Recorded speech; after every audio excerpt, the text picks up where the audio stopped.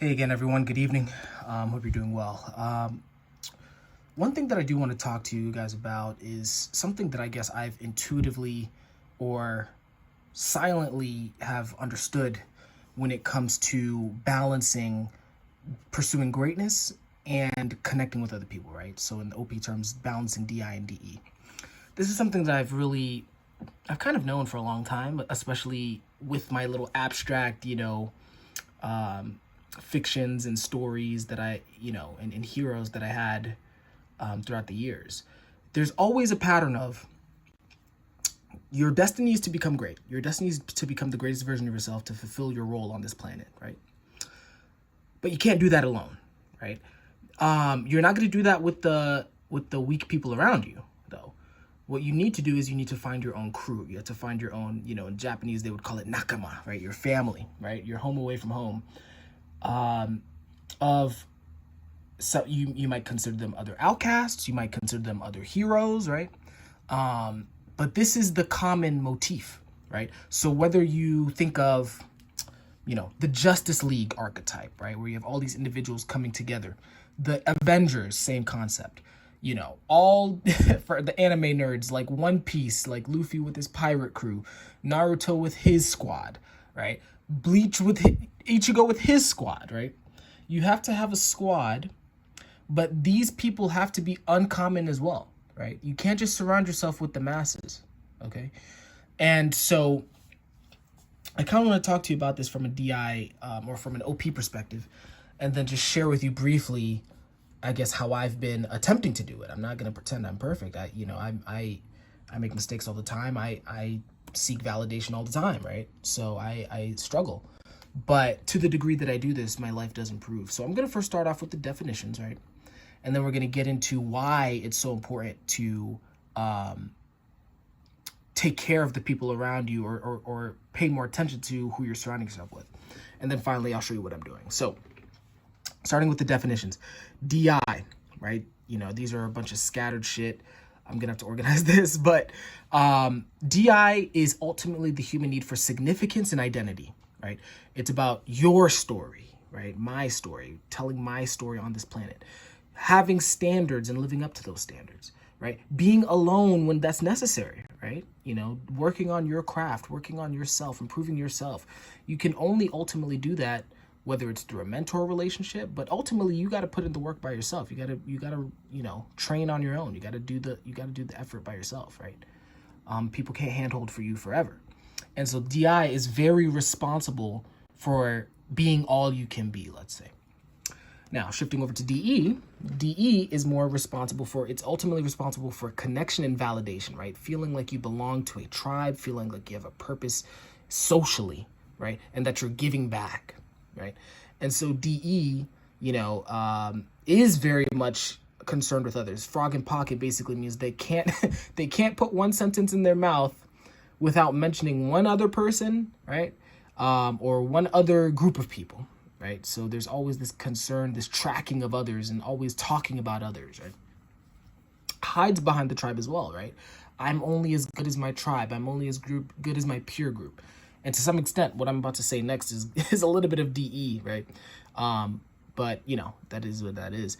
And then finally, there is, at its extreme, there's a little bit of a desperation, right? Like, I need to belong. I need to fit in. I need to do that. And a lot of times that is demonized. But let's be real. We are social beings, right? This is like a legitimate human need, right?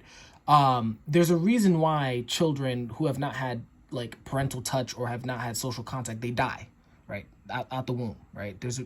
It's not optional, right? If I'm not mistaken, also, social isolation for prolonged periods of time is indistinguishable from intense, like, torture's pain, right? So it's not a matter of DI's better and DE's worse, or DE's, the more, heroic one and the DI's selfish. It's not about that. We need both, right?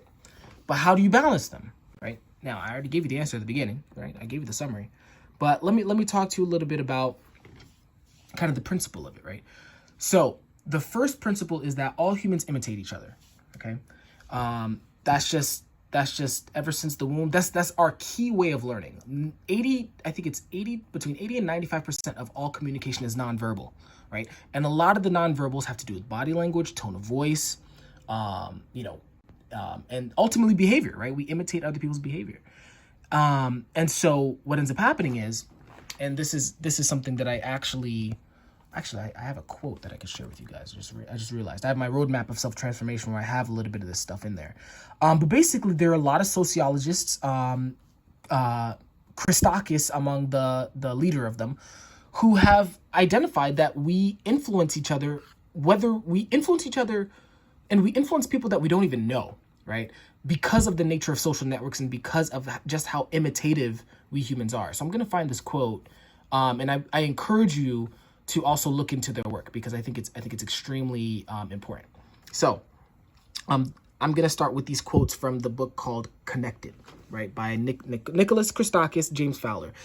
Nicholas Christakis, by the way, before I continue, has some TED Talks on the same subject. So if you don't want to read, don't worry, YouTube's got you. So let me read this quote so you understand the importance of this. Our own research has shown that the spread of influence in social networks obeys what we call the 3 degrees of influence rule. Everything we do or say tends to ripple through our network, having an impact on our friends' friends, and even our friends' friends' friends. Our influence gradually dissipates and ceases to have a noticeable effect on people beyond the social frontier that lies at 3 degrees of separation. Likewise, we are influenced by friends within 3 degrees, but generally not by those beyond. The 3 degrees rule applies to a broad range of attitudes, feelings, and behaviors, and it applies to the spread of phenomena as diverse as political views, weight gain, and happiness. Other scholars have documented that among networks of inventors, innovative ideas seem to diffuse to 3 degrees, so that an inventor's creativity influences his colleagues, and his colleagues. And word-of-mouth recommendations for everyday concerns, like how to find a good piano teacher or how to find a home for a pet, tend to spread 3 degrees too. Right? So we're being influenced all the time, right? We're influencing and we're being influenced. Now, just imagine if you're surrounding yourself with people who are negative emotionally, who are overweight, who let's say they don't have a full-time job, or if they do have a full-time job, they're only living paycheck to paycheck, right? You have all of these subpar, mediocre lifestyle surrounding you via your friends and your family and whatever. What do you think that's going to do to you, right? It's going to create an environment that normalizes that standard. And whether you know it or not, you're going to start regressing to the mean. I mean, much like in mathematics, people, much like numbers, tend to regress to the middle, right? We average out. So what then do you do? Well, the DI response is say, fuck everyone, I'm going to go it alone and I'm going to become great. But the problem, again, like I said, with that is, well, one, we're still social inevitably, right? Like, you can't help being social. Like, even the most isolated person is going to end up writing a book, and that's a form of socialization. You're trying to communicate to other people, right? So, number one, that aloneness is not sustainable.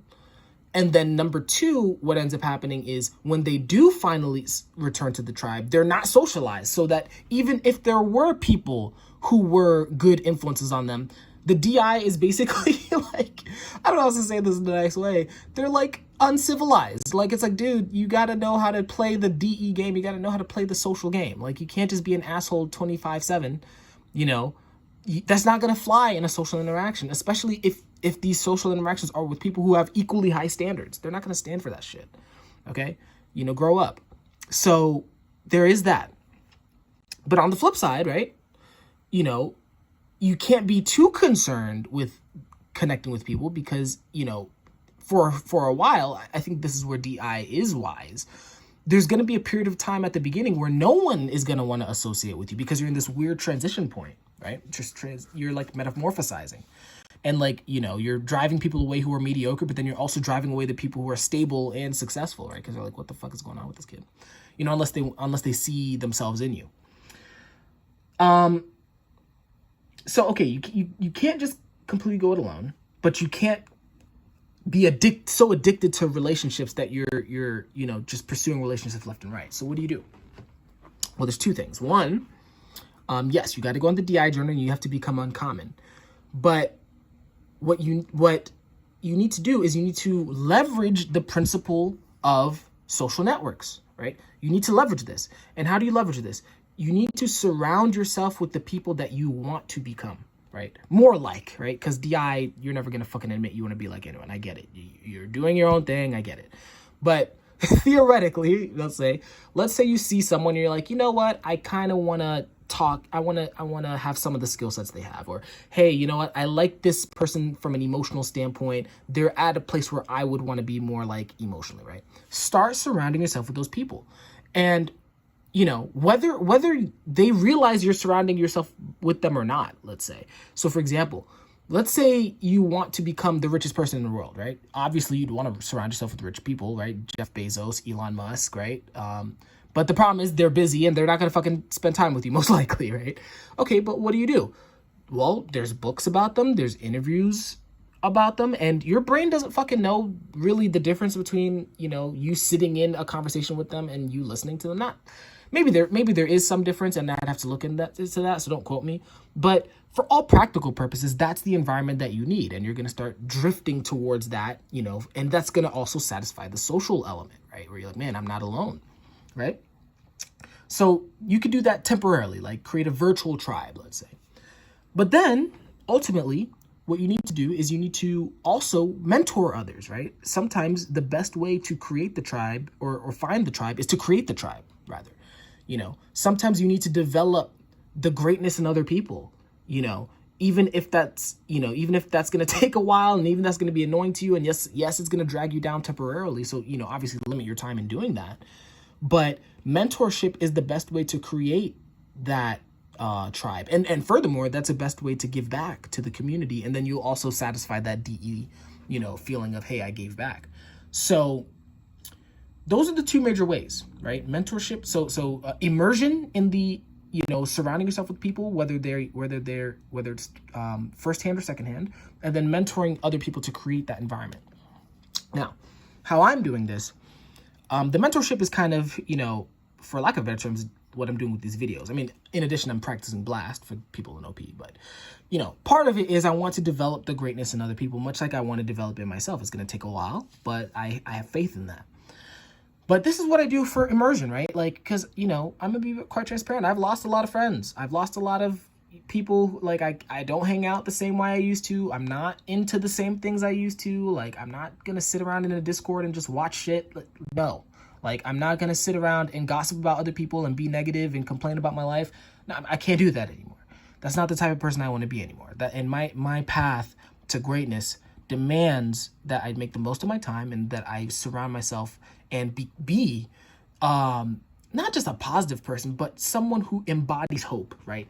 Someone who embodies, you know, the heroic phoenix transformation, right? From the bottom, you know, starting from the bottom, very bottom in my case, to something that is worth, you know,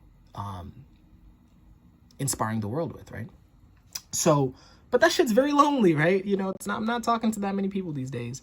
So what I've done is I've created playlists. I have books, I have docs, but, you know, also playlists of, these are my new friends. These are my family, right? This is my crew, right? Kobe Bryant, rest in peace, right? I listen to this shit all the time, right? And at this point, it's like, I've listened to him so much, I'm like, man, yeah, like, I understand him. I like being in his company. I want to live up to his standard as well, just as, you know, I would want any of my friends to live up to mine, right? Jocko Willink, David Goggins, right? Gary Vee, to a lesser extent, he's a little bit too chaotic for me at this stage, but from a business standpoint, I would love to, you know, be more like him. Jay-Z, you know, and the list goes on, right? You get the point. But that is my new tribe. This is my new tribe, right? And then eventually I'm going to also start, you know, going out to things like Toastmasters, hopefully, Rotaries, country clubs, leadership meets, right? You know, entrepreneurship conversations, right? That's going to be my new tribe, right? I can't just be sitting around. Like, that's not, I don't think that's responsible with what I'm meant to do on this earth. I have to really build up my foundation. I have to build up myself, right? I've a very weak internal world because I haven't invested. So I need to put time into investing in that. But then I also need to, you know, create this environment that encourages me to do better. And so I want to say that's about it. That's just kind of my example. I will put this in the description if you want to kind of see what I'm doing. And then also I will kind of make this public on my channel, right? If I'll make it a playlist. So if you're interested, feel free to access that and get some inspiration, and maybe also, create your own tribe, based on what you want to become. You don't have to become like me, right? So that's it. In summary, I think this saying really summarizes it. Be uncommon amongst uncommon people. Find a tribe that is great, right? That is going to satisfy your need for community, but it's also going to satisfy your need to become the best version of yourself, right? That's the solution. So that's it. I hope you guys have a great week. Hope you guys are pursuing what you need to pursue, or you're living up to your conscience and everything like that. And other than that, I will see you guys the next time I make a video. So take care.